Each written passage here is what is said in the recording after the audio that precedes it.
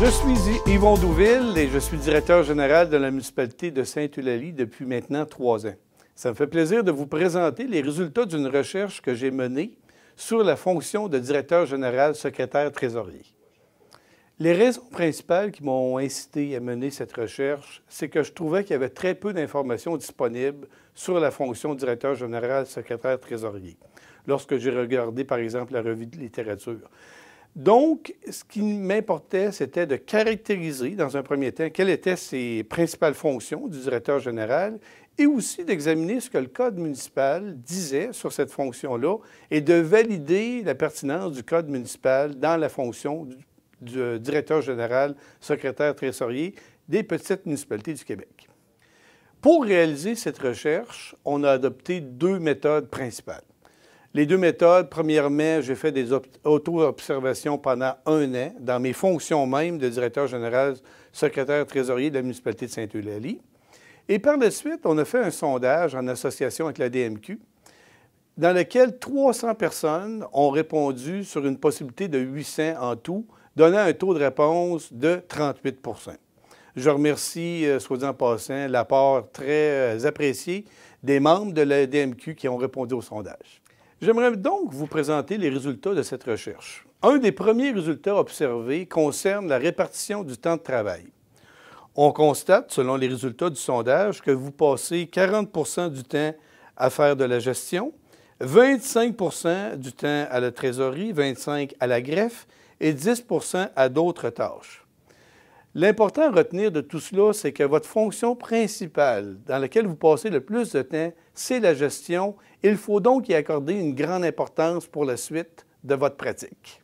Malgré que vous ne passez que 40 % de votre temps en gestion, vous vous fixez des objectifs de gestion extrêmement élevés. À la question, à l'énoncé, quelle était votre raison d'être comme gestionnaire, une question fondamentale, vous avez été très nombreux à répondre que votre objectif principal en tant que gestionnaire, c'est d'optimiser l'efficacité et l'efficience de l'administration de la municipalité. Vous vous placez donc des objectifs très élevés et vous avez peu de temps pour réaliser ces objectifs.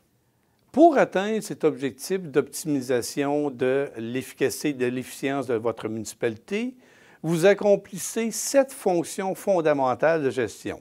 Elles sont de planifier, organiser, diriger, contrôler, communiquer, coordonner et aussi conseiller. Vous comprenez par les fonctions mêmes que j'ai énoncées que vous êtes bien plus qu'un simple exécutant ou qu'un simple secrétaire, mais vous êtes un gestionnaire de plein exercice, de plein droit. Un autre résultat frappant de cette étude est que vous êtes un généraliste extrême qui intervenait en fait dans pratiquement 15 domaines de gestion différents. Vous intervenez au niveau des loisirs, au niveau de la communication, de la gestion des réunions, gestion des liens avec les élus, travaux publics, etc., etc. Tout cela demande une très grande polyvalence de votre part et aussi, bien entendu, des connaissances très variées. Au niveau de l'utilisation des outils de gestion, on se rend compte que vous utilisez très peu ces outils-là. En fait, beaucoup moins que dans d'autres domaines de gestion. Et tous ces outils-là que je vous nomme, vous les utilisez très peu finalement. Plan annuel d'activité, planification stratégique, gestion par résultat, politique salariale, plan de formation d'employés, tableau de bord, étalonnage. Même les résultats démontrent que parfois vous ne les connaissez même pas, ces outils-là. Il est bien entendu que l'utilisation de ces outils-là permettrait de mieux atteindre vos propres objectifs de gestion. En somme, vous êtes différent de ce que le Code municipal vous décrit. Vous êtes davantage axé sur la performance. Vous communiquez, coordonnez et conseillez davantage de ce que le Code vous indique. Et vous êtes aussi en constante interaction avec votre milieu et non pas, surtout pas refermé sur vous-même.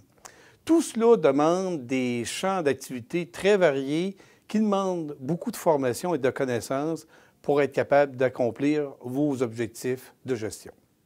En résumé, les principales conclusions de cette étude sont que le directeur général passe 40 % de son temps à gérer, a en moyenne 4,5 employés sous sa responsabilité, optimise l'efficacité et l'efficience de l'administration, planifie, organise, dirige, contrôle, coordonne, communique et conseille, intervient dans 15 domaines de gestion, interagit avec 20 intervenants internes et externes, le maire prédominant, prend des décisions basées sur le légal et déployées principalement par concertation, est peu formé en administration et utilise peu les outils de gestion. Ce que je viens vous présenter est valable pour les municipalités de moins de 1500 personnes. Ce qu'il faut comprendre de ce projet, c'est que vous vous fixez des objectifs très élevés, mais vous n'utilisez pas les outils de gestion pour accomplir vos propres objectifs. Dans le contexte actuel, vous savez, dans lequel les municipalités sont scrutées à la loupe, où votre travail est examiné par les citoyens, par les gouvernements, etc., et dans lequel même les municipalités sont en concurrence les uns avec les autres, je pense vraiment qu'il serait important pour vous de considérer le sérieux de cette étude pour remettre en question peut-être certains éléments de votre pratique et peut-être même d'en profiter pour améliorer votre niveau de formation. Je pense que vous y gagneriez comme gestionnaire des municipalités et aussi également toute la municipalité. Je tiens à remercier l'ensemble des répondants au sondage, membres de la DMQ. J'aimerais aussi remercier M. Gérard Divé, professeur à l'ENAP, pour les conseils et le suivi qu'il a effectué tout au cours de ce projet de recherche. Et finalement aussi la municipalité de Sainte-Eulalie, en particulier M. le maire, M. André Demers, pour le soutien et la possibilité d'avoir pu réaliser ce projet au sein même de la municipalité de Sainte-Eulalie.